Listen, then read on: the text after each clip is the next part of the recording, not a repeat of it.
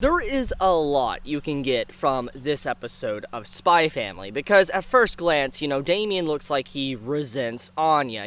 He is a tsundere for Anya. And when you see how he acts towards her throughout recent episodes, it's clear that he is very honorable as well, especially for what we saw in today's episode, with him standing up amongst all the kids in class and defending Anya and defending the honor of the school, the academics, and how someone is even awarded a Stella in the first place. It's a very good scene because it shows that Damien, he's angrier with Anya because she achieved a Stella before him, but he was willing to set aside his anger to just be honest and it's like, look, I have a lot of respect and I have a lot of faith in the way the system is, the way the academy is, the way Stellas are done, and there's just no way that Anya cheated for this. And so it makes him angry that, she beat him, but at the same time there is a, feeling of respect that he has towards her, and obviously there is some love growing inside of him, but it's a very nice scene. I really love that Damien scene that we got in this episode,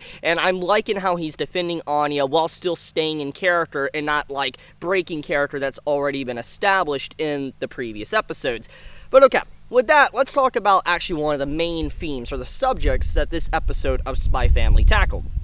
That obviously is about Loid trying to get Anya a Stella through different means, because the episode opens up with Anya watching her favorite TV show, and Loid is looking at, her homework and, her test, etc., and there's just F's all over it. For instance, she is just failing her classes, and she's obviously not doing very good academically. And so he tries to think in his own way, what do we need to do for Anya to excel, for Anya to get a Stella, for Anya to learn, etc. And, this is a question I think a lot of parents would have, or anyone that is raising a child would think to themselves, how can I make them interested in maybe schoolwork? How can I make them interested in wanting to study? Because obviously, all of us, I believe, has, studied at one point in our life, I'm going to assume, and because of that, you know how sometimes it can be very draining or very boring, and you have to force yourself into that, motivation, that mindset to actually sit down and probably study and to learn, etc.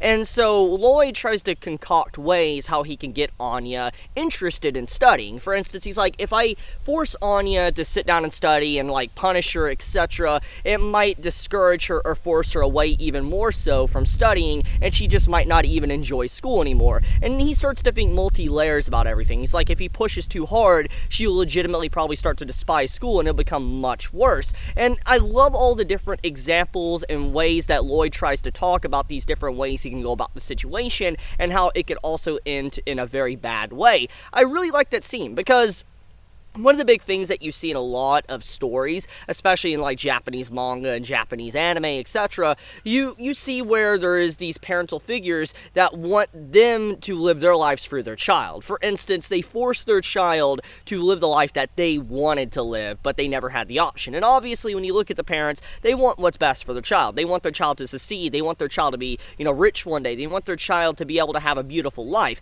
But at the same time, there is a step too far sometimes to where those parents become so overbearing that they're literally living their life that they couldn't live through their child. And obviously Loid took a step back and he didn't want to do that. He didn't want to basically live what he wanted or what he wants in Anya, and so he allowed her to do what she wanted to do and to find what she might excel at and have talent in. It's a very interesting subject matter because I think this is very important for a lot of parents and a lot of children as well that study, because sometimes, a lot of parents think that their child needs to, let's say, be an artist. Let's do an example here. Let's say you grew up in a family of artists, and obviously your mother and father are artists, are brilliant artists. They straight up, they make some of the best art you've ever seen, and they make a lot of money from it.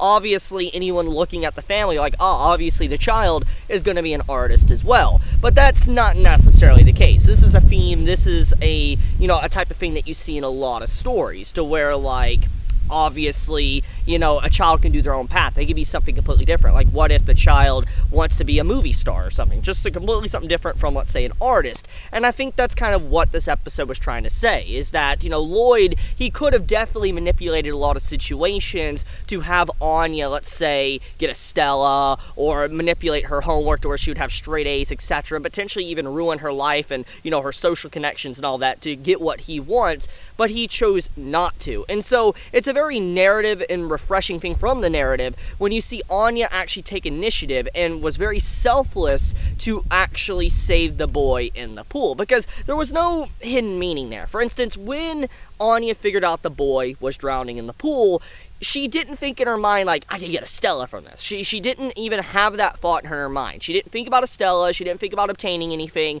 She was just thinking about how she could save the boy. And she realized if she confronted, for instance, her papa, Loid, about the boy drowning, obviously the situation might spiral and be like, how do you know this? How do you know he's drowning? And it can lead to a bad situation for Anya. So because of that, she decides to say she wants to go to the pool. She runs off, and then obviously we know the rest. The child gets saved. And it's a very selfless moment because obviously Anya could use her overall mind-reading capabilities to, get really far in life if she was to reveal it to certain people. But overall, she doesn't do that. She's very selfless, and seeing her save the boy is a very nice narrative decision because it allows us to see that Anya is going to achieve getting Stellas, without the help of Loid all the time. Because obviously there's going to be a few times probably throughout the story where Loid's going to have to do something for Anya to help her out. Maybe from getting a bolt, or maybe, actually, getting a Stella. But overall, it's nice to see Anya is able to accomplish these things without the, help or the manipulation from Loid's side. So I appreciate that. It's a really nice segment of this episode. It's a good message. It's a good theme.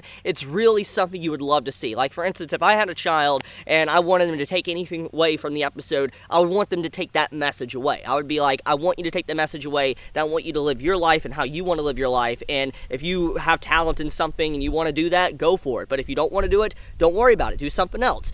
Just live your life and be happy. That is a message. And I love it. I love this episode of Spy Family, but obviously there is much more to this episode than that. I mean, we got the stuff with, just Anya concocting little plans and stuff of how she can potentially pass her test exams. Like, I love the scene where she's like, I need to figure out my entire class and who's the smartest in different subjects and then read their minds. I was just like, oh my goodness. Like, Anya really could be like a devil or an angel depending on how you view her, because it's like, she has moments where, like I already talked about, she's selfless. She's an angel. She saves people. But then if she really wants to, she can be someone truly evil and do some despicable things. It's like, Anya's power is scary. It's very scary. The power to read minds can lead into areas that no person should be able to go to. And obviously Anya is capable of that. She is able to manipulate people if she wanted to with her mind-reading capabilities. And so because of that, she's a very scary person. And I like how this series kind of dives into that as well. They don't shy away from the fact that Anya could be capable of some very serious and nasty things in the future